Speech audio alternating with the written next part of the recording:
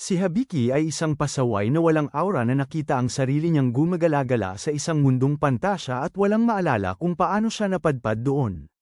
Ngunit pagkatapos, isang di inaasahang pagkikita niya sa isang sexing inang duwende ang nagdulot upang matuklasan niya ang isang nakatagong kakayahan.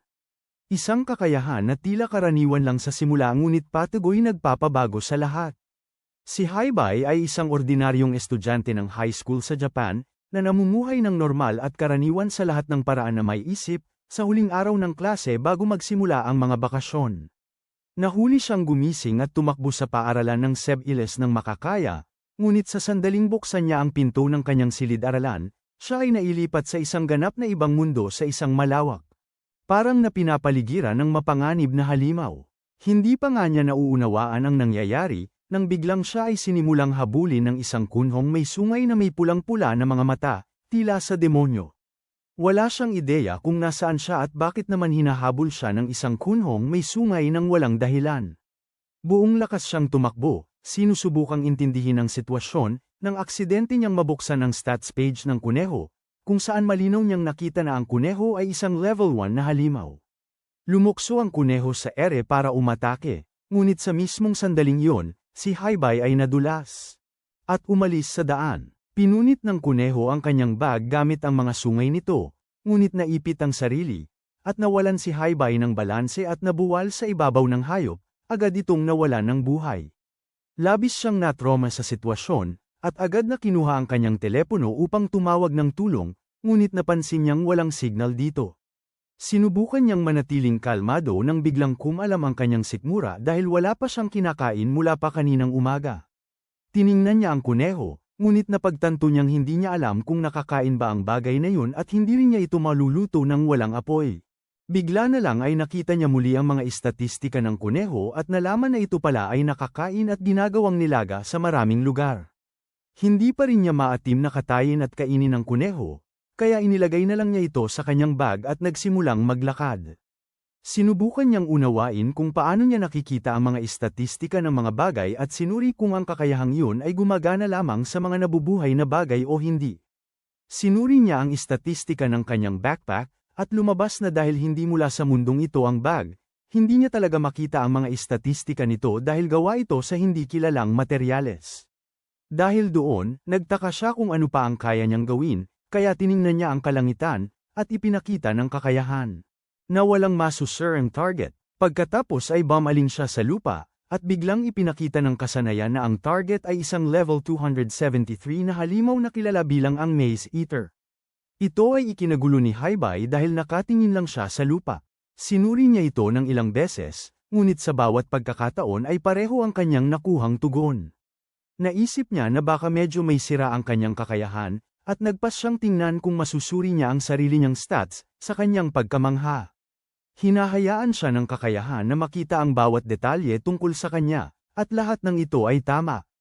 Dahil dito ay nalaman niya na gumagana nga talaga ang kakayahan, at marahil ay may ilang halimaw nagtatago sa ilalim ng lupa. Sinubukan niyang gamitin ang isa pang kakayahan na tinatawag na Expert Eye, iniisip na magiging astig siya, ngunit naging wala itong silbi dahil walang nangyari. Nagpasya siyang mabilis na umalis sa lugar na yun upang maiwasan ang anumang karagdagang engkwentro sa mga halimaw, ngunit wala siyang ideya kung saan pupunta. Mabilis niyang naiload ang isang mapa, ngunit mukha itong ibang-iba sa inaasahan niya.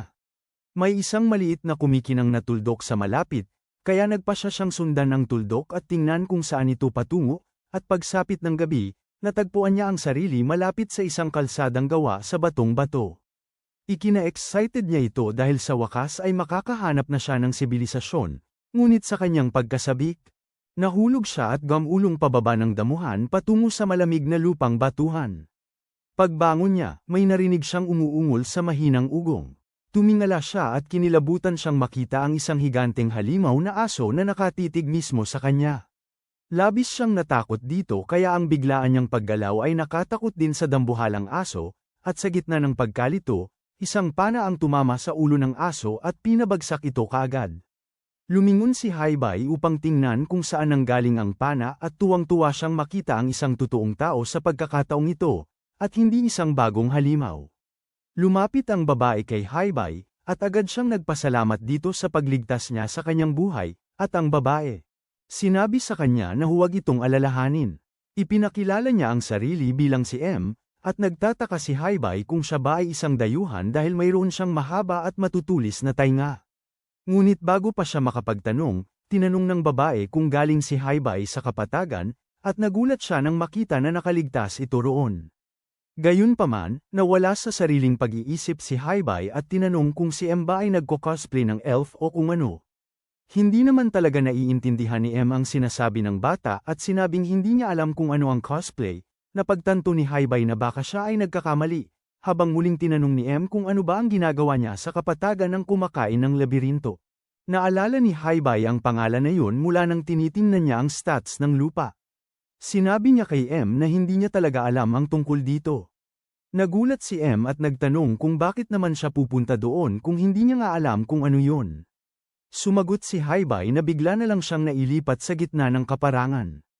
Nagsimulang mag-isip si M kung ano kaya ang dahilan yun, habang tiningnan naman ni Haibay ang stats ng babae, at na-realize niyang isa pala itong tunay na elf at 56 na taong gulang na kahit mukha itong teenager. Binulabog ng boses ni M ang kanyang iniisip nang sabihin nitong ang Maze Eater ay isang halimaw na nagkukubli bilang kaparangan mismo at napakadelikado.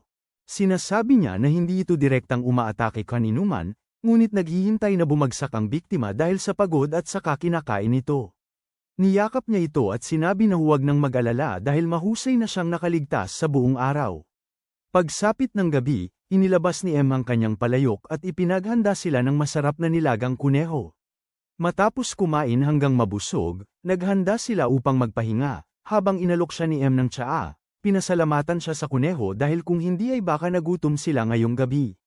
Tinanong ni Haibay kung nasaan sila at nagtaka kung nakarinig na ba siya tungkol sa isang lugar na tinatawag na Japan, ngunit sumagot si M na hindi pa siya nakarinig ng anumang lugar na ganoon. Pero sinabi niya sa kanya na huwag mag-alala at nangakong dadalhin siya sa lungsod.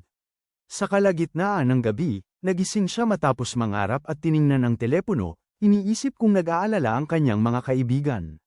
Napansin niya ang magagandang berdeng kumpol ng ilaw na lumulutang sa hangin at sinuri kung ano ang mga yun gamit ang kanyang kakayahan, at napagtanto na isa itong protektibong salamangka na inilagay ni M upang magbigay ng babala kung may sino mang masyadong lumapit sa kanila. Bumangon siya at naglakad-lakad sa lugar, inobserbahan ang lahat ng nakikita habang sa wakas ay natanggap niya na hindi ito panaginip at siya nga ay nasa ibang mundo kung saan anumang bagay ay maaaring mangyari sa kanya. Unti-unti ngunit sigurado, nagsisimula rin siyang maunawaan ang kanyang kakayahan, na siyang pagiging isang tagapagtasa, isang uri ng trabaho na hindi naman gaanong bihira sa mundong ito. Iniisip niya kung paano kahit sa mundong ito, siya ay isang ganap na karaniwan, maikli ang tangkad at walang astig na kakayahan. Iwinaksi niya ang ideyang yun sa kanyang isipan at bumalik sa pagtulog, iniisip ang mga paraan upang makabalik sa kanyang mundo. Kinabukasan ng umaga, maaga silang nagising at nagpasya na lamarga patungo sa pinakamalapit na lungsod, at habang naglalakad sa mga kagubatan, sinabi ni Haibay na maraming halimaw sa kagubatan.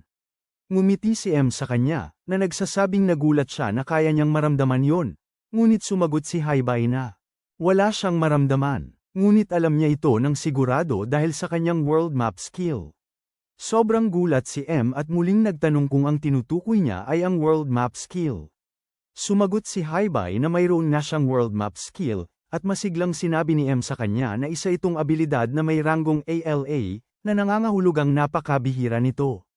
Hindi pa rin maintindihan ni Haibay ang punto, na sinasabing ang tanging ginagawa lang nito ay ipakita sa kanya kung saan siya naglakad at kung nasaan ang mga halimaw. Napagtanto ni M na hindi naiintindihan ng babong batang ito kung gaano kahalaga ang impormasyong yun para manatiling buhay, at sinabing sinumang adventurer ay handang mamatay para lang magkaroon nito. Hindi nga alam ni Haibay kung ano ang isang adventurer kaya ipinaliwanag niya ang tungkol sa Adventurers Guild at kung paano ito nagbibigay ng mga quest na ginagampanan ng mga adventurer.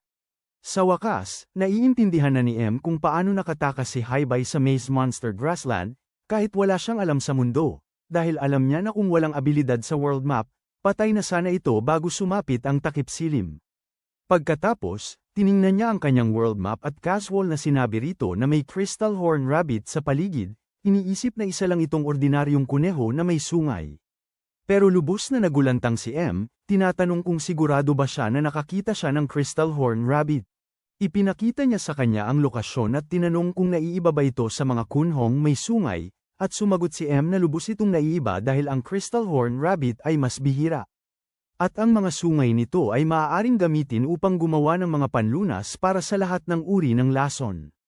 Sa isang magandang araw, maaari itong ibenta ng hanggang 200 gintong barya. Agad niya itong hinawakan sa braso at tumakbo patungo sa direksyon ng halimaw.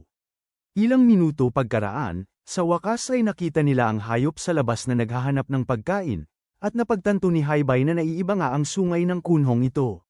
Sinuri ni Haibay ang mga stats at sinabi kay M na ang kuneho ay may kasanayang tinatawag na escape at isang kasanayan na nakakadetekta ng presensya. Sinabi ni M sa kanya na huwag mag-alala dahil may kakayahan din siyang itago ang kanyang presensya tulad ng pagputol ng amoy at pagputol ng tunog. Humanga si Haibay sa kanyang mga kakayahan. Ngunit sinabi ni M sa kanya na wala ang kanyang mga kakayahan kumpara sa kasanayan ng world map niya na kayang tukuyin ang eksaktong lokasyon ng mga target na halos imposibleng matagpuan. Sabi niya, gustong-gusto siya ng kahit anong partido, kahit pa hindi siya panglaban. Dahil sa isang partido ang mga manlalaro ay nagtitiwala sa isa't isa na may iba't ibang kasanayan. Iyan ang bumubuo ng isang mahusay na partido. Agad niyang inilabas ang kanyang pana at ginamit ang hangin sa paligid niya upang gumawa ng spirit arrow. At panya na ito ng buong lakas patungo sa halimaw. Ang pana ay gumalaw sa bilis ng tunog patungo sa target, ngunit bago pa man ito makarating sa nilalang, nakita ito ng kuneho, at sa isang kisap mata ay nawala ito mula sa bakana. Natalo si M dahil yun ang pinakamalakas niyang tirada at iniwasan lamang ito ng kuneho na parang wala lang. Sabi niya marahil ay dapat na nilang iwanan ito, dahil yun ang pinakamalakas niyang atake at hindi man lang lumapit sa kuneho. Ngunit sinabi ni Haibay na marahil kung mapapagawa nila itong umatake sa kanya, hindi talaga mararamdaman ng kuneho ang paparating na pana. Sa tingin ni M ay sulit itong subukan at binibitag niya ito sa pamamagitan ng isang baging habang mabilis na gumagawa ng pader. Sa harap nito, nagulat ang halimaw, ngunit nang lumingon nito ay nakita niya si Haibay, na may mahinang aura, kaya naisip ng kuneho na madali niya itong matatalo. Agad na sumugod ang halimaw kay Haibay upang tapusin siya, ngunit si M ay lumabas mula sa mga palumpong at pinabagsak ito sa isang tama sa ulo. Biglang nakatanggap si Haibay ng notifikasyon na siya ay umangat ng antas, at kinuha ni M ang kristal na sungay, na sinasabing maganda ang kanilang tambalan at marahil ay makakapagtulungan sila. Kalaunan sa araw na yon, nakarating sila malapit sa lungsod ng Roel, na isang mataong bayan na puno ng mga tao mula sa iba't ibang lugar. Pagpasok, napansin ni M na kakaiba ang hitsura ni Haibay dahil sa kanyang kapansin-pansing pananamit. Kaya tinakpa niya ito ng kanyang balabal. Sinasabing medyo mahaba ito dahil si Haibay ay isang maliit na hari, pero pwede na muna, at sa perang makukuha nila matapos ibenta ang sungay. Doon ay makakabili sila ng damit para sa kanya, at may matitira pa para makabili ng mga armas at baluti. Magkano ba talaga ang 200 ginto? Na ikinagulat ni M dahil paano nang hindi alam ng isang tao ang tungkol sa pera sa mundo nila. Mabilis na sinuri ni Haibay ang kanyang mga kakayahan at napagtanto niyang ang 200 ginto ay humigit kumulang 10,000. Habang iniisip niya kung gaano kalaking pera ang hawak nila, lumapit si M sa kanya at marahan niyang hinawakan ang mukha nito bago sabihin na kahit alam niyang bago pa lang ito sa mundong ito, sinabihan niya ito na dapat pigilan niya ang sarili na ipakita sa lahat sa mundong ito kung gaano siya kawalang alam. Kung hindi, tiyak na samantalahin ng mga tao ang kanyang pagiging inosente. Pagkaraan ng ilang sandali, pumasok sila sa guild ng mga adventurer at tila marami ang nakakakilala kay M at nagsimula silang magtanong kung sa wakas ay nagpasya na itong makipagtulungan sa isang tao at gumawa ng grupo sa halip na mag-solo. Ngunit nang makita nila si Haibay, nagsimula silang tumawa, nagtatanong kung tumatanggap na ito ngayon ng mga trabahong pagbabantay ng bata. Nag-init ang ulo ni M at sinabihan silang tumahimik dahil kahit mukhang bata si Haibay, siya ay isang nasa hustong gulang lang na maliit ang tangkad. Isang ibang lalaki mula sa isang grupo ang nagsabi sa ibang lalaki na lumayo at ipakita ang respeto kay HBI, at tinapak siya sa balikat, sinabihan siyang huwag dibdibin ang kanilang mga salita bago umalis kasama ang kanyang grupo. Sabi ni MK Haibay na ang lalaki ay kabilang sa sikat na partido na tinatawag na Silver Banner. Dahil doon, lumapit sila sa receptionist na nagngangalang Jewel, na lumabas na isang babaeng may anyong hayop, na ikinagulat na naman ni Haibay, dahil kailanman ay hindi pa siya nakakita ng ganoon.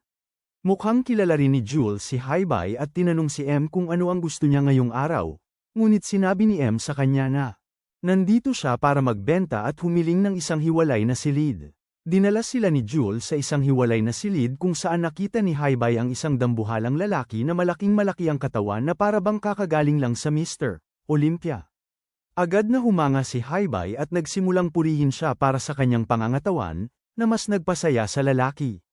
At hinubad niya ang kanyang damit para bigyan si Haibay ng mas magandang tanawin, habang ang mga babae ay nanunood ng may pagkadiri. Ipinakilala ng lalaki ang sarili niya bilang si Ball, ang guildmaster, at nakipagkamay kay Haibay habang tinatanong ni Haibay kung pwede niyang hawakan ang mga kalamnan nito at nagsimulang humingi ng mga plano sa pag-workout sa gym para rin siya makakuha ng pangangatawan tulad ng kay Ball. Nagseselos ang mga babae sa kanilang sesyon ng pagkakapatiran at ginamit ang kanilang mahika upang pabagsakin silang dalawa sa lupa matapos panasan ang sahig. Sa wakas ay umupo silang lahat upang pag-usapan kung ano ang gustong ibenta ni M, at buong pagmamalaki niyang ipinakita ang magandang sungay na kristal mula sa kuneho. Lubos na nasasabik si Ball, dahil sinabi niyang mas malaki pa ito kaysa sa nakita niya 3 taon na ang nakakaraan. Nasiyahan si M dito at tinanong kung magkano ang ibabayad ni Ball para dito. Sa kanyang pagtataka, sinabi ni Ball na bibilhin niya ang sungay sa halagang 400 gintong barya, na doble sa una niyang gusto. Iniisip ni Haibay na maganda ang kanilang nakukuha, ngunit sa kanyang pagkagulat, tinanggihan siya ni M, na sinasabing hindi siya tanga at alam niyang ang sungay mula 3 taon na ang nakakaraan ay nabente sa halagang 230 gintong barya. Aniya, ang sungay na dinala niya rito ay 3 beses ang laki kumpara sa sungay na yon, subalit ang guildmaster ay nag-aalok lamang ng dobleng presyo. Aniya, dahil ito ay 3 beses ang laki kumpara sa huling sungay, gusto niya ng 3 beses na mas malaking halaga na 800 gintong barya. Hindi nagtutugma ang matematika sa isip ni Haibay. Ngunit nagpasya siyang manahimik at hayaang si M ang umasikaso nito. Sabi ni Ball na hindi niya kayang bayaran ng ganoon kalaki, at nag-alok ng 550 barya, habang si M naman ay nag-alok ng 780 barya, matapos ang matinding pagtatalo. Sa huli, napilitan si Ball na mag-alok ng 700 gintong barya nang may nakakuyom na kamao, at sinabi ni M na mayroon na silang kasunduan. Tuwang-tuwa si M. Ngunit si Jewel ay tila hindi natutuwa, dahil nakakatakot siyang ngumiti at sinabi kay Ball na dahil lumampas sila ng malaki sa kanilang budget, kailangan nilang ibawas ang sobrang pera mula sa kanyang sweldo sa susunod na buwan. Nagulat si Ball, ngunit wala siyang masabi habang nagsimulang magsalita si Jewel at sinabi na para sa isang hanggal na guildmaster na hindi man lang alam ang kanilang budget bago pa sila magsimulang tumawad, ito ang perpektong parusa. Labis na natuwa at sumaya si M. Iniisip na ngayon ay wala nang pagpipilian si Haibay kundi ang hilingin kay M na isama siya sa kanyang grupo para makasama pa sila sa mas maraming pakikipagsapalaran at kumita ng pera. Gayunpaman, walang sinabi si Haibay at hinayaan si M na makipag-usap tungkol sa pera at sa paglilipat kay Jewel, habang siya ay bumaba at naghintay sa isang mesa, nang bigla siyang makarinig ng mga boses sa kanyang ulo. Sa una, naisip niya na nahihibang na siya. Ngunit pagkatapos ay naging sigurado siya na may nakikipag-usap sa kanya.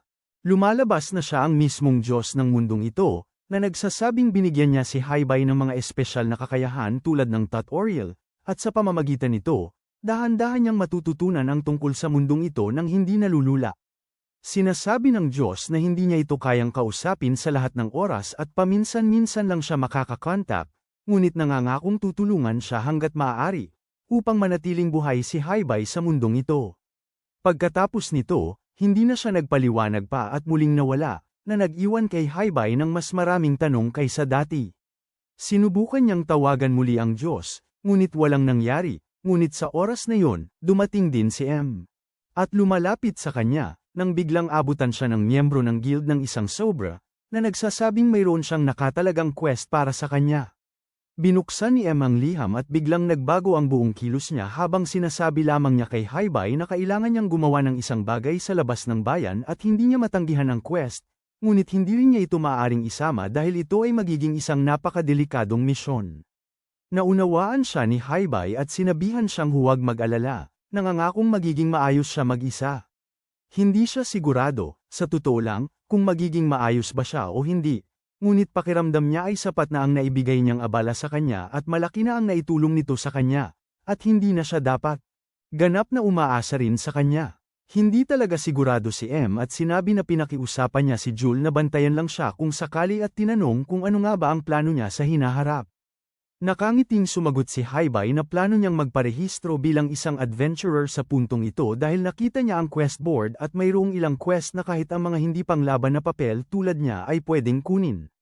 Sinabi ni M sa kanya na mag-ingat at kasabay nito, iniabot niya sa kanya ang mapa ng isang bahay kung saan siya nanatili sa lungsod. Sinabi niya na pwede siyang matulog doon habang wala siya at sinabihan siyang hanapin si Tanya sa Goddess Inn. Nangako siya na magkikita sila sa lalong madaling panahon at sa gayon ay naghiwalay muna sila, at mabilis siyang nagtungo sa gate ng labasan kung saan niya nabangga ang isang babaeng may itim na buhok at napatumba ito. Mabilis niya itong itinayo at humingi ng paumanhin, sinasabing pabalik siya sa kanyang bansa nang biglaan at nagmamadali. Mukhang interesado ang babae at sinabing nagkataon lang, dahil siya mismo ay nagpaplano ng paglalakbay sa bansa ng mga elf at tinanong kung maaari silang magkasama. Balik sa lungsod, sumapit ang gabi at pakiramdam ni Haibay ay lubusan siyang nawawala nang wala si M, at ang tanging ginawa niya ay matulog sa kama nang walang ginagawa at maging ang Diyos ay hindi tumutugon sa kanyang mga panawagan. Nag-ambala ang kanyang pag-iisip sa katok sa pinto at pumasok ang may-ari ng bahay tuluyan na si Tanya. Tinatanong si Haibay kung maayos ba siya dahil wala pa siyang nakakain mula kaninang umaga. Sabi niya, malapit nang ihain ang hapunan at tinawag siya para bumaba at kumain.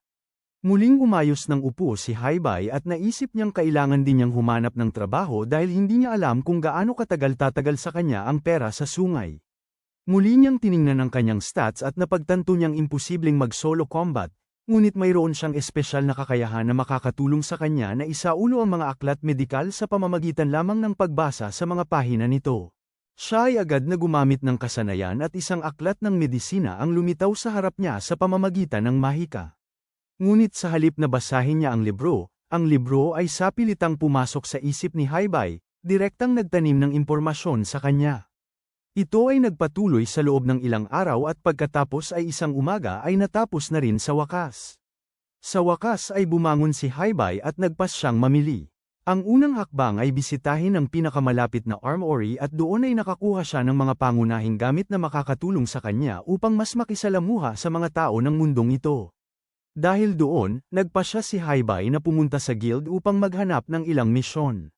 Ngunit bago pa niya makausap si Jul, bumukas ang pinto at ang party silver banner. Pumasok na mukhang hirap at pagod na pagod. Napansin niya na tila nasugatan ang lalaking may pilak na buhok na mabait na nakipag-usap sa kanya. Kasunod nito, bumagsak sa lupa ang lalaki at napansin ni Haibay na literal na wala na ang isang braso ng lalaking may pilak na buhok. Nag-alala si Jul at sinabing wala sa bayan si Bal sa sandaling ito, at nagtanong kung sinubukan na nila ang iba pang mahika ng pagpapagaling. Pero umiling ang grupo, sinabing hindi ito umepekto. Nag-isip si Haibay kung mailigtas pa niya ang buhay ng lalaki at humiling na masuri ito. Nagbulyaw ang isa sa mga babae sa grupo, sinabing kailangan nila ng manggagamot, hindi isang tagasuri. Ngunit sinabi ni Haibay sa kanila na nakabasa na siya ng ilang libro at susubukan niyang iligtas siya. Napagtanto niya na bukod sa may matitinding pinsala sa katawan, may lason din ang lalaki. At wala namang sapat na mana si Haibay para gamitin ang spell na kailangan para linisin ang kanyang katawan mula sa lason. Agad siyang nagtanong kung sino man sa guild ang may ganoong kakayahan, ngunit wala siyang nakita. Napagtanto niya na hindi na gaanong marami ang oras ng lalaking may pilak na buhok, nang mapagtanto niyang may kakayahan siya na pansamantalang maparami ang kanyang mana sa pamamagitan ng pagkuha nito mula sa ibang tao. Ang mga miyembro ng kanyang grupo kasama si Jul ay pumayag lahat na ilipat ang kanilang mana kay Haibay. At di kalaunan ay ginagamit niya ang lahat ng mana at gumamit ng isang napakataas na antas ng salamangka ng pagpapagaling, na nag-aalis ng lason sa kanyang katawan. Agad pagkatapos nito, gumamit siya ng pangalawang salamangka na nagpapanumbalik sa lahat ng mga biyes ng lalaki, na ibinabalik siya sa ganap na kalusugan. Ngunit bago pa man siya makapagdiwang, nawalan siya ng malay dahil sa matinding pagod, at paggising niya, natagpuan niya ang sarili sa isang silid ng guild kung saan kaagad siyang pinasalamatan ni Jules sa pagliligtas sa lalaki. Ang lalaking may pilak na buhok na si Jade ay kapatid ni Jules, kaya labis siyang nag-alala para sa kanya. Dahil dito, sinabi niya kay Haibay na ang mga salamangka na kakagamit lang niya ay lubos na hindi pa naririnig kailanman sa lungsod, at kung kumalat ang balita ay tiyak na may susubok na samantalahin siya. Sabi niya, mas mainam kung kumuha siya ng bodyguard, marahil isang mandirigmang kalahating hayop kalahating tao. Sa rekomendasyon ni Jules, dumiretso si Habiki sa kumpanya ni Debbie upang maghanap ng bodyguard. Ang lugar ay mukhang maharlikang ari-arian sa halip na lugar para sa mga alipin, at sa loob ay nagpakilala ang isang kakaibang lalaki na nagngangalang Asherith at si Debbie. Gayunpaman, isinantabi ni Debbie ang pormalidad at agad na sinimulang singutin ang amoy ni Habiki dahil naamoy niya na si Habiki ay magiging napakahalagang kliyente. Ipinakita ni Debbie kay Habiki ang ilang maskuladong lalaki na dapat ay angkop sa kanyang kagustuhan. Gayunpaman, si Habiki nauwi sa pagtanggi sa kanilang lahat. Hindi naman sa labis niyang pinahahalagahan ang lakas, kundi ang mga lalaking ito ay kulang sa mana, na lubhang kailangan ni Habiki sa kanyang tanod, lalo na kung nais niyang gamitin muli ang mahika ng pagpapagaling. Nagpasya si Debbie na ipakita pa kay Habiki ang ilang tanod na maaaring ayon sa kanyang gusto. Ngunit pagkatapos ay sinabi ng tinig ng Diyos sa batang adventurer na lumabas at maghanap ng para sa kanyang sarili. Hindi kailanman sumagi sa isip ni Habiki ang ideya, at pinili niyang baliwalain ito sa ngayon. Sa pagpapatuloy kay Debbie, kailangan ni Habiki humingi ng tawad sa pagiging napakahirap na kliyente. Gayunpaman, hindi ito pinapansin ng lalaki, tutal, naamoy niya ang matamis na amoy ng kayamanan na paparating mula kay Habiki. Matapos gamitin ang kanyang kasanayan sa pagtatasa kay Debbie, natuklasan ni Habiki na taglay niya ang kakaibang abilidad na tinatawag na sense for money. Literal na naamoy ni Debbie kung may pera ang isang kliyente o malapit ng yumaman sa hinaharap. Ito ang dahilan kung bakit napaka-akomodasyon ni Debbie. Napansin ni Habiki ang isang kakaibang bahagi ng mansyon kung saan medyo kakaiba ang pakiramdam ng aura. Ipinaliwanag ni Debbie na dito nananatili ang mga individual na hindi karapat-dapat para sa labanan o hindi na makakabalik sa kanilang tinubuang bayan. Ito ang mga bantay na may depekto at maaaring ito ang lugar kung saan makakahanap si Habiki ng isang angkop, kaya't nagpasya siyang tingnan din ang lugar na ito, na lalong nalulugod dahil anumang ibenta niya rito ay kikita. Habang naglalakad sa maliwanag na pasilyo, nakita ni Habiki ang isang lumang kulungan na may sugatang lobong tao at isang maliit na babae sa loob. Ang lobo ay kapos ang dalawang braso at isang binti, habang ang maliit na babae ay lubhang natatakot. Ayon kay Debbie, nanggulo ang lobo para protektahan ang babae. Bagaman hindi eksaktong krimen, ang mga patakaran ay patakaran pa rin at pareho silang nasa loob ng kulungan. Ang maliit na babae ay mayroon ding kapangyarihang mahika na dapat magpataas sa kanyang halaga. Gayunpaman, hindi niya ito kontrolado na madalas humahantong sa mapaminsalang insidente. Ang marinig na pinag-uusapan sila ni Debbie at Habiki na parang produkto ay nagpuyos sa galit ng lobong tao. Umungol siya at sinabihan ang bata na lumayo, medyo natakot sa pakikipag-ugnayang ito. Si Habiki ay nananatiling halos hindi natitinag, kaya't nagpasya siyang kumonsulta kay Sapo. Sinimulan niya ang proseso ng pagtatasa, ngunit nakatagpo siya ng una niyang balakid. Ang taong lobo at ang maliit na batang babae ay may peking istatistika, malamang bilang proteksyon upang walang sinumang makabili sa kanila. Gayunpaman, nadiskubre rin ni Habiki na maaari siyang gumamit ng pinahusay na kasanayan na kilala bilang expert eye upang ibunyag ang kanilang tunay na istatistika. Ang kakayahang ito ay hindi lamang may ranggo na SSS, kundi isang bagay na random na ipinagkaloob ng Diyos. Sa puntong ito ay nagsisimula ng medyo mailang si Habiki dahil ang buong pag-iral niya sa mundong ito ay nagiging isang malaking cheat code, ngayon sa tulong ng kakayahang expert eye. Muling tiningnan ni Habiki ang lalaking lobo at nakahanap ng ilang kawili-wiling impormasyon. May pangalan pala ang lobo, si Claude Abrez. Siya ay 26 na taong gulang at ang trabaho niya ay isang level 15 na kabalyero. Nakahanap din si Habiki ng kakaibang kakayahan na kilala bilang tanikalang hindi matitinag, na mas tunog sumpa. Gayunpaman, hindi siya interesado sa pagbabasa ng ganoong karaming impormasyon ngayon. Sa karagdagang pagsusuri, natuklasan na si Claude ay isa ring level 95 na bayani. Hindi pa nakakita si Habiki ng ganoong kataas na antas, halos mawala sa sarili. Pagkatapos ay nagpa siya siyang gamitin ng kasanayan sa pagtatasa sa babae at nalaman niyang Lillian Rouge ang pangalan nito at isa siyang pantas. Muli, masyadong maraming impormasyon at sumasakit na ang ulo ni Habiki. Gayunpaman, nalaman niyang may kakayahan si Lillian na kilala bilang Raging Sanctuary. Ang kasanayang ito ay isang pagsubok na ipinataw ng Diyos at hindi ito makokontrol ng isang tao, kaya umahantong ito sa sariling pagkasira. Tumingala si Habiki sa Diyos, nagtataka kung paano siya nagiging napakalupit sa isang ganoong batang babae. Gayunpaman, nanatiling walang pakialam ang Diyos dahil ito ay isang pagsubok na dapat pagdaanan ng isang pantas. Ngayon na nasa kay Habiki na ang lahat ng kinakailangang impormasyon, nagpa siya siyang magiging mahusay na mga bodyguard sina Claude at Lillian dahil sa kanilang malawak na mana. Gayunpaman, mayroon pa rin siyang ilang pag-aalinlangan dahil sa hindi malamang sumpa ni Claude. Kaya si Sapo ay sumingit na may mungkahi at sinabi kay Habiki na gamitin ang kasanayang relief measure. Tila, ang kasanayang ito ay dapat magtanggal ng sumpa kay Claude at makatulong sa kanya sa ilang paraan. Kinumpirma ni Habiki ang kanyang pagpili kay Debbie at ang nakakatakot na lalaki ay labis na nasabik. Ang ideya na ang isang tulad ni Habiki ay gumagawa ng isang ganoong kumikitang pagbili ay sapat na para ituring ni Debbie na ito ang pinakamagandang araw ng kanyang kaawa-awang buhay. Hindi na iniisip ni Habiki na ligtas ang lugar na ito at mabilis siyang umalis kasama ang kanyang mga bagong bodyguard. Sa labas ng bayan, sa wakas ay nakakausap na ni Habiki sina Claude at Lillian sa labas ng kanilang nakapanlulumong pinagkukulungan. Nilinaw ni Habiki na wala siyang gagawing masama sa babae, ngunit may plano siya para kay Claude mismo. Ang marinig ito ay nagparamdam ng hindi komportableng pagdududa sa lalaking lobo, ngunit ang tinutukoy lang ni Habiki ay ang kanyang kakayahang manggamot. Kailangan lang niya ang tulong ni Lillian para pagalingin ang nawawalang mga braso at binti ni Claude. Si Lillian ay higit pa sa masaya na tulungan si Habiki, kahit isang oras pa lang silang nagkakakilala. Sa buong panahon, pinanatili ni Claude na ligtas si Lillian anuman ang mangyari, kaya nais niyang suklian ito sa pamamagitan ng pagtulong sa kahit anong paraan na maaari niyang magawa. Inutusan ni Habiki si Lillian na tanggapin ang kanyang kontrata upang ang kanyang mana ay mailipat sa kanya. Agad na pumayag ang masigasig na bata sa kontrata at pinayagan ang kanyang mana na damaloy kay Habiki.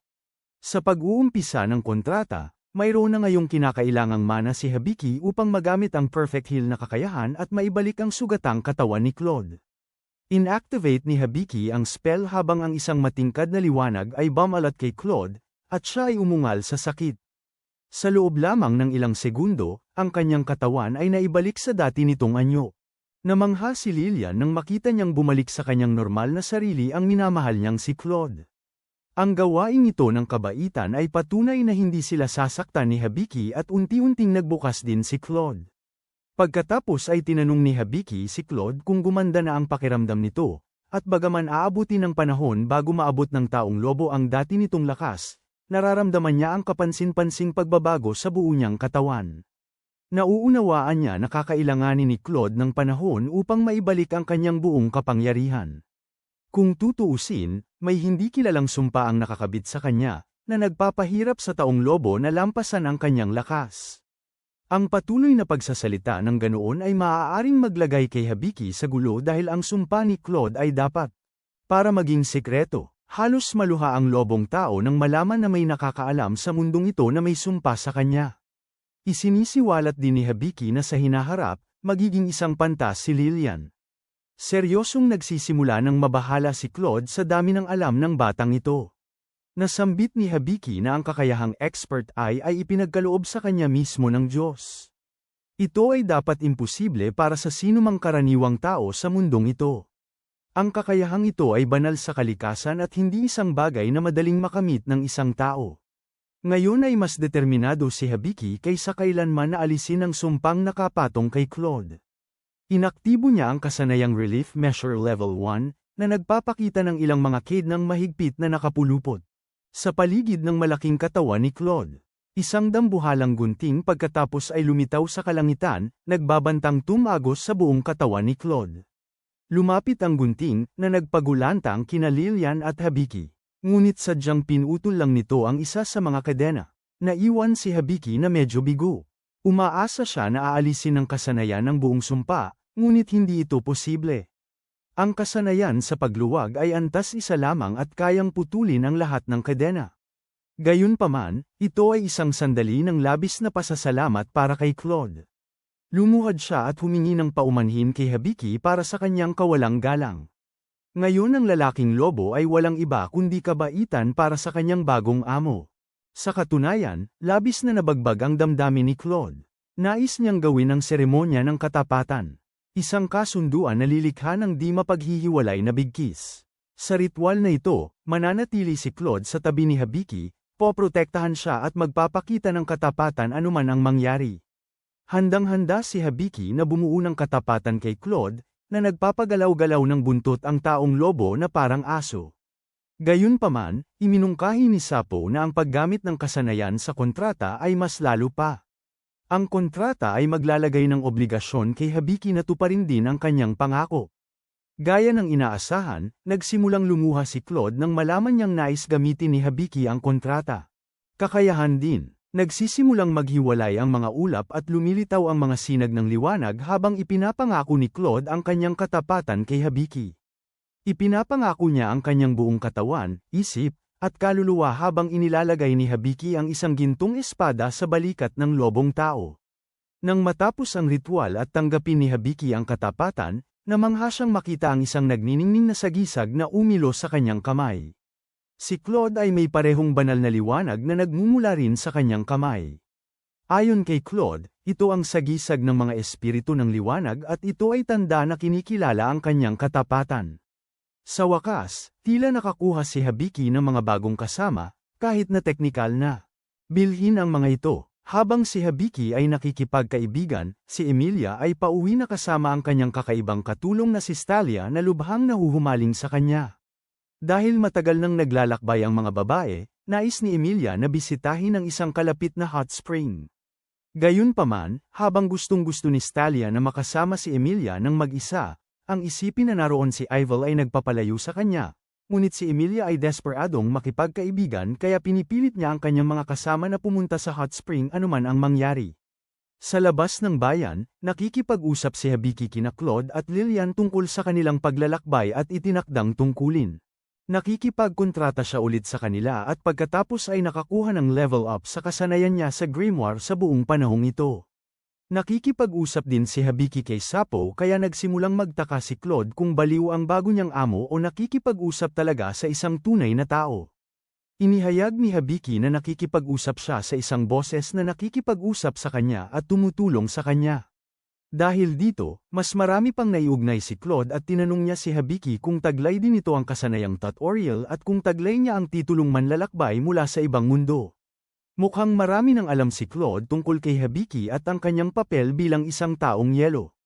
Laging naririnig ng lalaking lobo ang tungkol sa pagkakaroon ng ibang mga mundo ngunit hindi niya naisip na sila ay totoo. Nang marinig ang kahangahangang kasanayan ni Hibiki na kaloob ng Diyos, nagpahayag si Claude ng karagdagang impormasyon. Naniniwala siya na ang kapangyarihan ni Hibiki ay konektado sa punong Diyos. May 11 Diyos sa mundong ito at ang punong Diyos ay hindi lamang makapangyarihan kundi isa ring ganap na hanggal. Nagtataka si Hibiki kung ang sumpa na ipinataw kay Lillian ay marahil gawa ng punong Diyos. Walang kamalay-malay si Lillian na may sumpa siyang ipinatong sa kanya na makapagpapabago sa kanyang buhay, kaya nang malaman niyang marahil ay sisirain siya ng kanyang mga kapangyarihang mahika, ang maliit na babae ay bumagsak. Mas mabuti sana kung nanahimik na lang si Hibiki, pero medyo huli na. Para doon ngayon, dagdag pa, naniniwala si Claude na ang sumpa ni Lillian ay konektado sa Diyos ng mahika sa halip. Sa kalangitan, dumating ang Diyos ng mahika, desididong maghayganti sa punong Diyos dahil sa pagkakalat ng sarili nitong kalokohan. Ang isip ni Hibiki ay naging isang puok labanan para sa mga Diyos habang naririnig niya ang Diyos ng mahika na nakikipagtunggali sa punong Diyos. Mas mapagmataas at malamig siya kaysa sa Diyos na nakasanayan ni Hibiki na marinig. Inihayag ng Diyos ng mahika na ipinagkaloob niya ang kakayahang grimoire kay Hibiki, na magpapahintulot sa kanya na tulungan si Lillian sa hinaharap. Ngunit hindi siya ang uri ng maaway na Diyos na maaari mong ipagdasal araw-araw. Pagkatapos makipag-usap kay Hibiki, Patuloy na pinahihirapan ng Diyos ng Mahika ang punong Diyos habang tinitiis naman ni Hibiki ang hirap ng pagkakaroon ng lahat ng boses na ito sa kanyang ulo. Kapag hamupa na ang lahat, inaaktibo ni Hibiki ang kasanayan ng grimoire, tanging upang makita ang isang malambot na puting pusa na nakatitig sa kanya. Ang kaibig-ibig na munting nilalang na ito ay tinatawag na Vin, at siya raw mismo ang grimoire. Gayunpaman, hindi malampasan ni Lillian at Hibiki ang karikta ng nilalang, na nagiging dahilan upang lubos na magselos si Claude. Sa tuwing hahaplasan ni Hibiki si Vin, nararamdaman niya ang pagbabago ng aura ni Claude sa likuran niya. Kapag natapos na ang sesyon ng paghaplos, ipinaliwanag ni Vin na siya ay ipinadala ng Diyos ng Mahika at tutulungan si Hibiki sa kanyang mga paglalakbay. Ang makitang haplasan ni Hibiki ang pusa ang huling bagay na nais makita ni Claude. Sirang-sira ang araw niya at nagsimulang magalit siya, na naging dahilan din para matakot si munting Vin. Samantala, nasisiyahan din si Emilia sa hot springs, lubos na walang kamalay-malay sa nakakapangilabot na paglapit ng kanyang katulong at kaina-hinalang pag-uugali ni Ivel. Naniniwala si Stalia na hindi mapipilit ni Emilia si Ivel na maging matalik niyang kaibigan. Ang mga ganoong bagay ay nangangailangan ng oras, dagdag pa, ayaw ni Stalia na may ibang lumapit kay Emilia. Gayunpaman, narinig ni Ivel ang usapan at nagpasya siyang guluhin ang sitwasyon sa pamamagitan ng pag-aalok. Upang hugasan ang likod ni Emilia, isang kilos na malamang magpapaiyak ng malakas kay Stalia.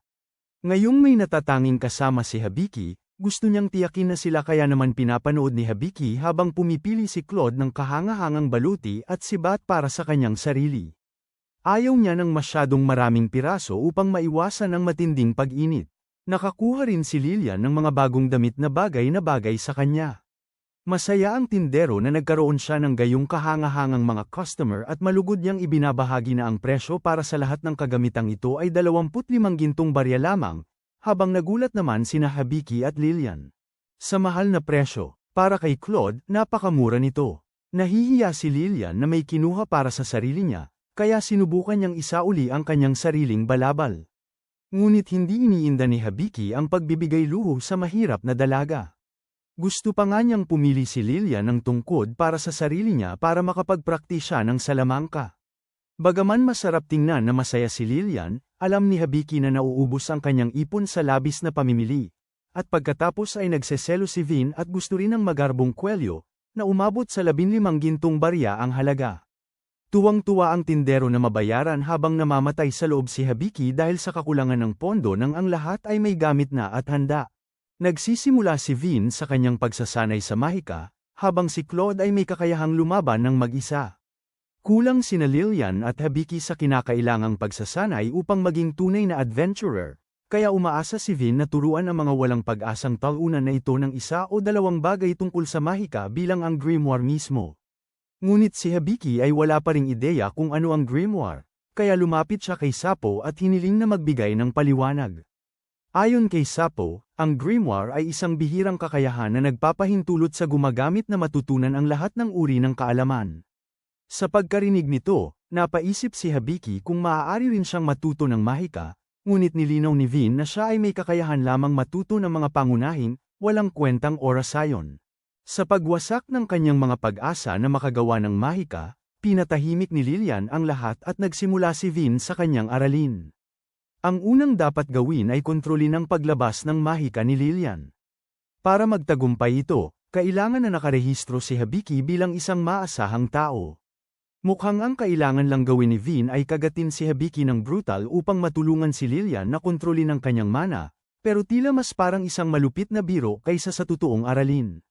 Pagkatapos ay sinabi ni Vin kay Lillian na nananatiling pareho ang kanyang mana, pero ang paglabas ng kanyang Mahika ay nabawasan sa 10%. Ang porsyentong ito ay unti-unting tataas habang natututo ang maliit na batang babae na gamitin ang kanyang mga kapangyarihan. Ngayon, bumaling si Vin kay Hibiki dahil kailangan niyang matuto ng sirkulasyon ng kapangyarihang Mahika. Ang kakayahang ito ay nagpapahintulot sa dalawang tao na paikutin ang kanilang agos ng Mahika sa isa't isa, na lumilikha ng pakiramdam ng pagkakaisa at kontrol. Nahihirapan si Hibiki na makasabay sa leksyon, kaya hiniling ni Vin kay Claude na ipaikot ang kanyang Mahika sa loob ni Hibiki.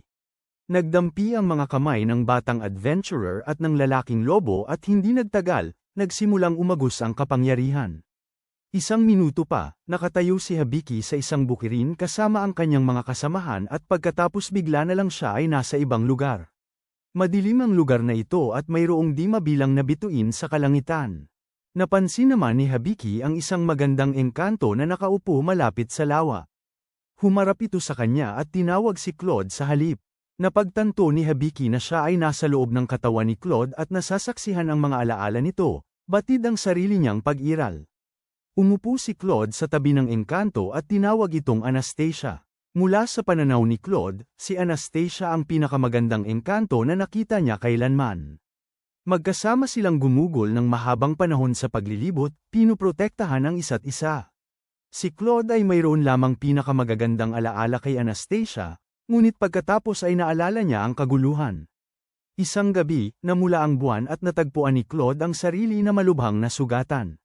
Nakatayo sa harap niya si Anastasia na may bahid ng dugo at malinaw na may kinalaman sa pag-atake. Bigla, nagising si Hibiki pabalik sa parang na nakatayo si Claude sa ibabaw niya.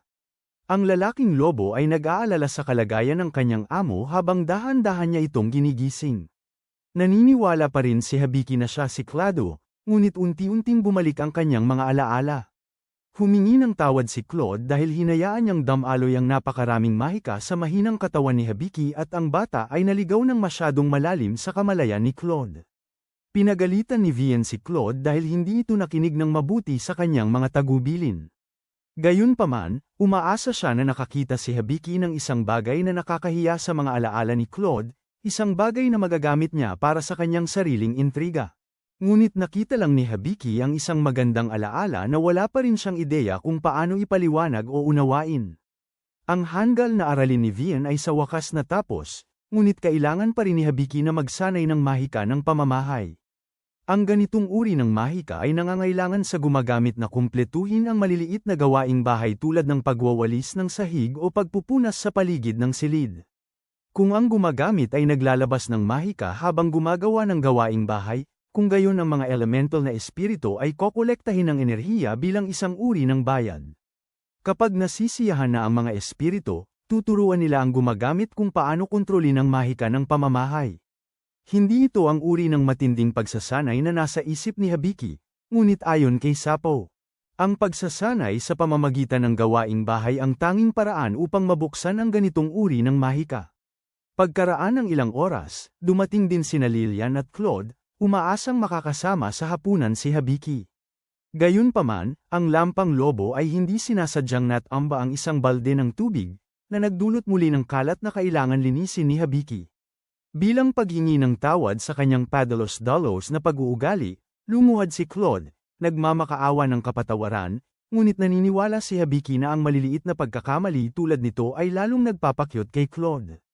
Nang marinig niyang tinawag siyang cute ng kanyang amo, nagdulot ito kay Claude ng mga damdaming hindi niya akalaing mararamdaman, at nagsimula siyang lumubog sa pang-existential na kaguluhan sa pag-iisip habang nililinis ni Hibiki ang kalat.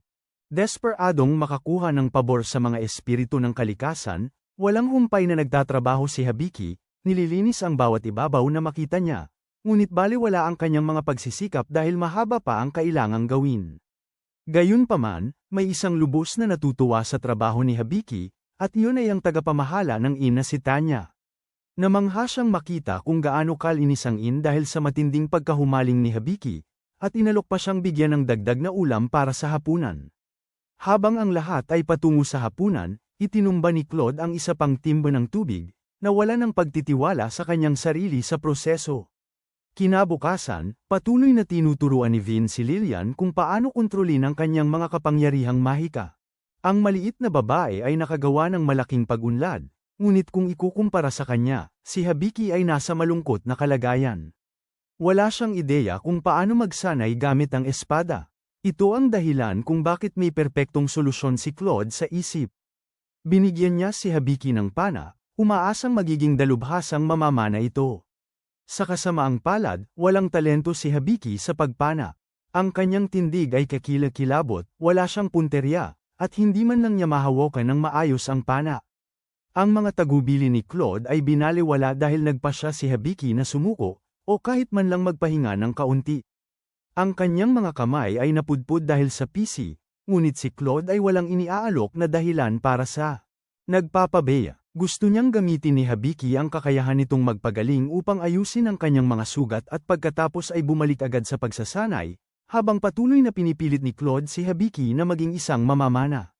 Samantala, sa isang lugar sa ilang, nagtataka si Emilia kung ano na ang ginagawa ni Hibiki. Napansin ni na Ival at Stalia na nasa partikular na magandang kalooban si Emilia, ngunit hindi nila alam ang kakatwang dahilan sa likod ng kanyang kaligayahan. Habang magkasamang naglalakad ang tatlong kasama, may lumitaw na sanggang daan, kung saan ang isang landas ay nag-aalok ng shortcut. Nakita ni Emilia na mas mainam na iwasan ang rutang iyon, ayon sa kanya. May isang inabandonang kuta malapit sa landas kung saan mahilig manggulo ang masasamang espiritu sa mga nagdadaanang manlalakbay. Ito ang eksaktong uri ng gulo na gusto ni Ival, kaya pinipilit niya ang lahat na dumaan sa shortcut. Kahit pa tinatanggihan ni Emilia ang ideya, binanggit ni Ival na baka may nakatagong kayamanan sa kuta, at dahil nauubos na ang pondo niya, agad sinamantala ni Emilia ang pagkakataong kumita ng mabilis habang nag-e-explore ng isang abandonadong kuta. Habang papunta ang tatlong kasamahan sa pinagmumultuhang kuta, si Hibiki at ang kanyang mga kasamahan ay masayang nagsasanay ng kanilang mga kasanayan ng magkasama. Si Hibiki naman ang inatas ang maghanda ng pagkain para sa araw na iyon. Sabik na naghihintay-hintay si Lillian, umaasang makakatulong din sa pagluluto. Magkasama, nagawa ng dalawang nag-uumpisang adventurer na makapaghanda ng isang napakasarap na piging. Pagkaraan ng ilang oras, umupo sina Hibiki at ang kanyang mga kasama para sa isang nakakagulat na masaganang pagkain. Napakasarap ng lahat at kahit si Vian ay hindi man lang nagrereklamo tulad ng dati. Gayunpaman, may isang problema. Lubhang kapos ang bahagi ng paghahanda ng pagkain ni Claude. Hindi lamang niya nabigong linisin ng maayos ang mga kabute, ngunit kinain din niya ang lahat ng mansanas na kailangan para sa panghimagas, nahihiyang itago ang kanyang sariling mga pagkakamali. Ipinangako ni Claude na tutulungan si Hibiki sa pagkuha ng mga bahagi mula sa mga halimaw at mangolekta ng anumang bahagi na maaaring kailanganin ni Hibiki sa hinaharap, sa kabila ng matapang na pahayag na ito. Hindi humanga si Hibiki dahil marami pang kailangang paghusayan si Claude pagdating sa pagluluto. Sinasabi na ang kanyang sumpa ang dahilan ng kanyang kawalan ng galing sa pagluluto, sabik si Claude na tulungan si Hibiki kapag naalis na ang sumpa. Bagaman tila walang saysay ang kanyang mga salita, hindi naman talaga tinanong ni Hibiki si Claude kung paano siya sinumpa. Kaya tinanong niya sa wakas ang lalaking lobo para sa paliwanag tungkol sa kanyang sumpa. Ngunit ang tanging tugon niya ay isang matigas na pagtanggi na malinaw na kainahinala. Pinabayaan na muna ang bagay na yun, nagsimulang maghugas ng pinggan si Hibiki. Mayroon pa ring ilang bagay na mas mahirap gawin sa mundong ito, at namimiss niya ang mga kaginhawaan habang nagpapatuloy si Hibiki sa kanyang mga gawain, ipinaalam sa kanya ni Sapo ang isang mahalagang bagay. Sinasabi niya kay Hibiki na tingnan ang kanyang mapa ng mundo dahil may dambuhalang baboy ramo na mabilis na papalapit sa lugar. Mabilis na kinumpirma ni Claude ang pagdating ng hayop at naghanda upang harapin ang panghihimasok na ito. Pinapanood nila habang ang baboy ramo ay sumugod ng diretso kay Claude ngunit sinalubong lamang ito ng isang tumpak na saksak mula sa kanyang sibat. Agad na bumagsak ang mabangis na hayop na sawi sa isang atake. Humanga sa lakas ni Claude, lumapit sina Hibiki at Lillian upang tingnan ang patay na baboy ramo. Naniniwala si Claude na ang amoy ng hayop ay maaaring makaakit ng ibang halimaw sa lugar, kaya pinakamainam na gamitin ni Lillian ang kanyang mahika sa unang pagkakataon at linisin ang lahat. Ang dugo sa katawan ng baboy ramo. Masaya na maging kapaki-pakinabang sa unang pagkakataon sa kanyang buhay, ginagamit ni Lillian ang kanyang salamangka sa tubig upang mag-cast ng isang salamangka na kilala bilang odor isolation. Sumusulpot ang tubig mula sa kanyang tungkod at mabilis na nililinis ang kalat, nag-iiwan ng malinis at walang bahid na patay na baboy ramo. Ito na sana ang katapusan ng isang perpektong araw. Ngunit, naniniwala si Claude na ito ang perpektong oras para matuto si Hibiki kung paano katayin ng tama ang isang hayop. Handa sa dumi at bituka na naghihintay, pinagsisisihan ni Hibiki na kailanman niya binanggit ang paksa kay Claude. Samantala, dumating na sina Emilia at ang kanyang mga kasamahan sa nakakapanindig balahibong kuta. Mukhang madilim at tiwangwang ang lugar at mukhang maliit ang tsansa na makahanap ng kayamanan. Ginamit ni Ivel ang kanyang mahiwagang salamin upang kumpirmahin ang presensya ng mga espiritong malapit, ngunit mabilis na nahatak ang kanyang atensyon ni Emilia, na maririnig na sumisigaw sa tuwa. Nakahanap si Emilia ng isang kahangahangang taguan ng kayamanan, isang silid na punong-puno ng gintong barya at iba't ibang uri ng hiyas, samantalang si Stalia ay nakahanap din ng sarili niyang kayamanan. Nasisiyahan siya ng lubos sa mga kayamanan ni Emilia. Natagpuan ni Ivel ang dalawang hanggal na isinasabuhay ang kanilang mga pantasya. Ginamit ni Ivel ang kanyang kapangyarihan upang paalisin ang mga espiritu na malinaw na niloloko ang dalawang madaling mapaniwalang babae. Umusad din si Habiki at sa wakas ay natuto ng magkatay ng hayop. Ngunit ngayon, ang lahat ay nababalutan ng dumi. Kaya nagpasya si Habiki na ito ang perpektong oras para gamitin niya ang kanyang bagong tuklas na kapangyarihan sa bubble wash. Si Kawawang Claude ang naging unang sumubok at nakatayo lang siya habang idinidirekta ni Habiki ang kanyang kakayahan sa paglilinis patungo sa maruming lobo. Sa simula, tila isang kapahamakan ang paghuhugas, ngunit pagkatapos ay pinunasan ni Claude ang mga bula para lamang ipakita ang kanyang malasutlang malambot na balahibo. Hindi lamang nilinis ng bubble wash si Claude, kundi nabigyan din siya nito ng bagong buhay. Sa ngayon, labis na nag-e-enjoy si Habiki sa kanyang paglalakbay sa isang bagong mundo, ngunit ang usapin ng pera ay tuluyang nawala sa kanyang isip. Ngayon, matapos bilhan ng mamahaling kagamitan ang kanyang mga kasama, kailangang sabihin ni Habiki kina Lilian at Claude na malapit na silang maubusan ng pera. Ayon kay Habiki, ang tanging paraan upang mailigtas ang kanilang sarili mula sa kahirapan ay ang kumuha ng pera mula sa guild. Dahil si Habiki at ang iba pa ay hindi pa opisyal na adventurer, kailangan nilang simulan ng kinatatakutang F-rank quests na walang sinumang gustong tapusin. Matapos talakayin ang bagay na ito sa kanyang mga kasama, inirehistro ni Habiki ang kanyang sarili, si Claude at si Lilian bilang isang grupo sa Adventurers Guild. Ngayon, maaari na silang tumanggap ng mga quest, ngunit hindi inasahan ni Habiki na babuhusan sila ng napakaraming trabaho. Tinanggap ni Claude ang halos bawat misyon sa ilalim ng araw, upang makapagsimula sila ng mabilis na pagkita ng pera. Dahil karamihan sa mga misyon ay mababang antas, naniniwala si Claude na kailangan ni Habiki na tanggapin ang ilan sa mga ito ng sabay-sabay upang makalakam ng sapat na pera. Nanlumo sa ideya ng sobrang trabaho, napansin ni Habiki ang ilan pang misyon, kabilang ang isang wanted poster para sa isang bandido na kamakailan lang ay nagnanakaw mula sa mayayaman. Dahil hindi naman talaga kayang hawakan ni Habiki ang kaso ng bandido, kinalimutan niya ang bagay na yun at nagtungo sa kagubatan upang kumpletuhin ang kanyang unang misyon. Tinitigan ni Habiki ang isang walang kam-alay-malay na kristal na kuneho. Hawak ang kanyang pana, handa siyang pabagsakin ng halimaw, ngunit inabot si Habiki ng nakakahiyang haba ng oras bago sa wakas ay tamaan ang target. Napansin ni Claude na mahina pa rin si Habiki pagdating sa anumang pisikal na gawain, ngunit mahusay pa rin ang kanyang tira para sa isang baguhan. Samantala, tinapos din ni Lilian ang mga gawain sa pamamagitan ng pagtitipo ng lahat ng uri ng halaman. Nakakita siya ng isang espesyal na uri ng prutas na maaaring magsilbing mahusay na palatandaan sakaling maliga ang grupo sa isang kagubatan. Ipinakita ni Lilian ang matitingkad at maningning na kulay ng prutas habang namangha sina Claude at Habiki. Matapos ang isang nakakapagod na araw sa kagubatan, sa wakas ay natapos na rin ang mga gawain. Hindi talaga nagkaroon si Habiki ng pagkakataon na pag-isipan ang buhay niya sa kanilang tahanan. Sandali siyang napaisip kung sisimulan na ng kanyang mga kaibigan ang kanilang bakasyon sa tag-araw at kung ano ang plano nilang gawin.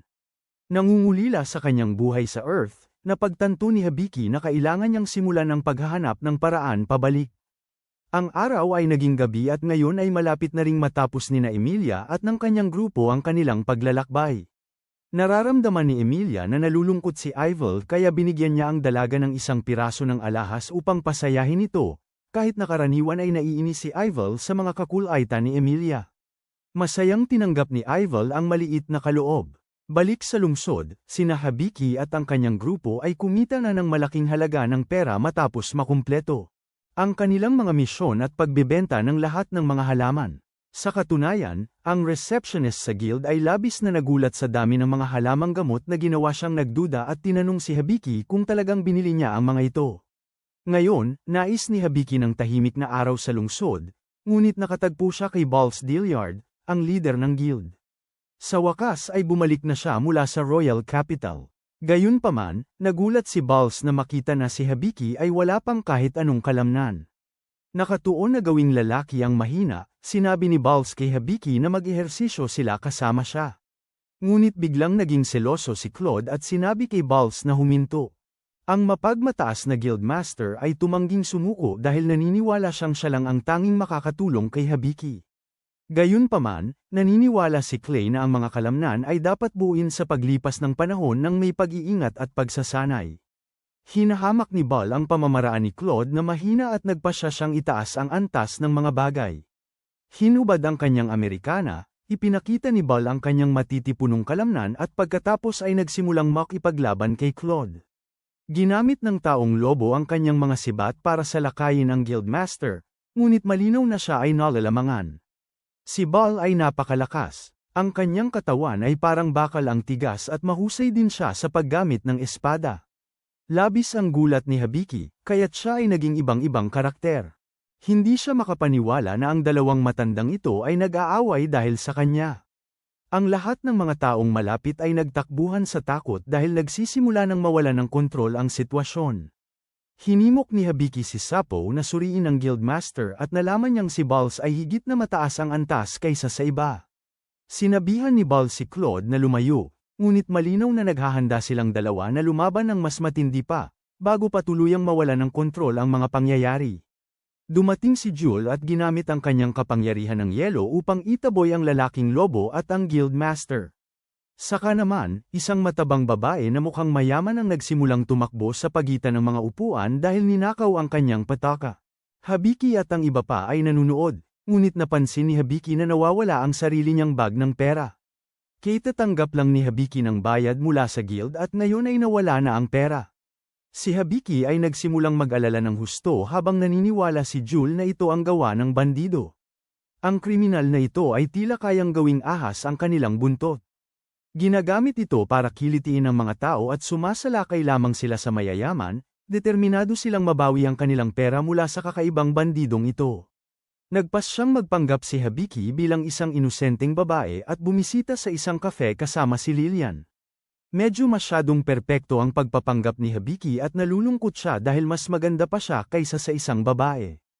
Ang plano rito ay iwanan ng isang supot ng pera sa mesa para makuha ito ng bandido. Pagkatapos, si Claude, na nakaupo rin sa malapit, ay aaksyon na at hahabulin ang kriminal. Matapos mag-order, sa wakas ay dumating na ang pagkain at inilagay ng waitress ang mga pancakes sa mesa.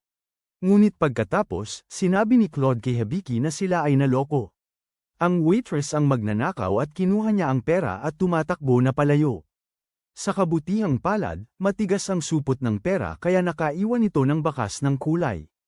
Hindi nagtagal ay natunto ni Habiki at ng iba pa ang magnanakaw patungo sa isang madilim, kakaibang eskinita. Sa dulo ng eskinita ay isang kakaibang hagdanan na papunta sa isang uri ng underground na taberna. Nagtitipon dito ang iba't ibang klase ng mga taong kainahinala ang anyo at gumagawa ng kakaibang bagay. Pumasok si Habiki at ang iba pa sa kakaibang lugar na ito ngunit nakabalat kayo pa rin si Habiki kaya may mga kakaibang lalaking lumalandi sa kanya. Isang maskuladong lalaki na walang damit pang itaas ang sumusubok akitin si Habiki gamit ang panyo. Pagkatapos baliwalain ang kakaibang tao, nakasalamuhan naman si Habiki ng isa pang lalaking walang damit pang itaas na buong lakas na pinatay ang isang lamok. Wala sa mga taong ito ang kahawig ng tulisan na may malambot na buntot, ngunit napansin ni Habiki ang isang kakaibang tao na nakasuot ng hood. Ang nakasuot hood na figura na ito ay talagang litaw na litaw. Kaya nagpasya si Habiki at ang iba pa na sundan ng estranghero. Sa ilalim ng hood ay isang kakaibang babae na may higanteng malambot na buntot. Sinabihan ni Habiki ang estranghero na ibalik ang perang ninakaw nito.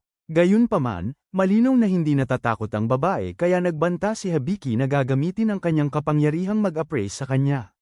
Sa kabila ng pananakot, ang babae, na ang pangalan ay Fona pala, ay hindi man lang umimik sa mga walang saysay na banta. Ngunit pagkatapos ay inihayag ni Habiki na alam nila ang lahat at napilitan si Fona na tanggalin ang hood at ipakita ang kanyang sarili bilang isang beast girl na may pinakamagandang buntot. Nagulat sa kung gaano kaakit-akit si Fona, hiniling ni Habiki at Claude na ibigay niya ang pera. Ngunit si Fona ang naglatag ng bitag. Inakit niya si Habiki sa underground na tavern kung saan ninakaw niya ang mas marami pa nitong pera at ngayon. Muli, ginawa ni Fona ng patibong ang eskinita at gumamit ng murang lansihin para mahulog ang ilang pirasong tabla sa mismong ibabaw ni Habiki. Sa kabutihang palad, lumundag si Claude papasok, sinisigurong ligtas siya at si Lillian at itinulak palayo si Habiki upang masundan niya si Fona, ayaw pakawalan ng bandido. Nagmadali si Habiki na sundan siya ngunit nabiktima muli ng isa pa niyang lansihin. Lumingon si Fona at nakita si Habiki na napasabit sa kanyang bitag na kawad, nakabitin ng pabaliktad at nagmamakaawang pakawalan. Sumigaw si Habiki ng tulong habang tinutokso siya ni Fona, ngunit napansin ng babaeng hayop na lalaki pala si Habiki.